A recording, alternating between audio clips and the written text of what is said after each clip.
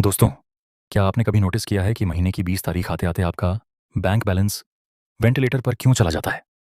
आज इंडिया की middle class एक ऐसी जंग लड़ रही है जहां दुश्मन दिखता नहीं, पर जेब पूरी साफ कर देता है। 2025 में हालात ये हैं कि इन्फ्लेशन यानी महंगाई 502% के आसपास घूम रही है। लेकिन अगर आप ग्रोसरी, हेल्थ केयर और एजुकेशन के बिल्स देखें, तो वो 10-15% की रफ्तार से बढ़ रहे हैं।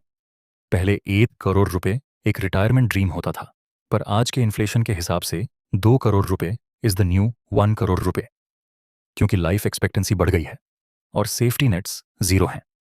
हम टैक्स तो यूरोपियन लेवल्स का भरते हैं, पर बदले में हमें प्राइवेट स्कूल्स की फीस, प्राइवेट हॉस्पिटल्स के बिल्स और महंगे एयर प्यूरिफायर्स खुद ही खरीदने पड़ते हैं। रियलिटी चेक ये है कि मिडिल क्लास इंडिया ए का बोझ उठा रहा है, जहां डायरेक्ट टैक्सेस का सबसे बड़ा शेयर हमसे आता है, मगर बदले में बेसिक इंफ्रास्ट्रक्चर के लिए भी हमें स्ट्रगल करना पड़ता है। Think about it. Real estate prices 8% बढ़ गए हैं, पर सेल्स 14% गिर गई हैं, क्योंकि घर अब आम आदमी की पहुंच से बाहर होते जा रहे हैं।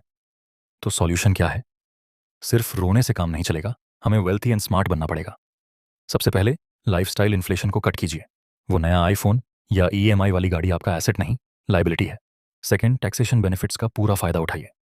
न्यू टैक्स रेजिम में 12 लाख रुपए तक की इनकम पर जीरो टैक्स का जो प्रोविजन है, उसका स्मार्ट यूज कीजिए। थर्ड, डाइवर्सिफिकेशन इज की। सिर्फ एफडी या गोल्ड पर मत रुकिए। REITs, real estate investment trusts, index funds और पीपीएफ, पब्लिक प्रोविडेंट फंड जैसे टूल्स का मिक्स बनाइए जो इन्फ्लेशन को बीट कर सके। याद रखिए, अगर आप अपनी फाइनेंशियल लिटरेसी पर काम नहीं करेंगे, तो ये सिस्टम आपकी मेहनत की कमाई धीरे धीरे सोख लेगा।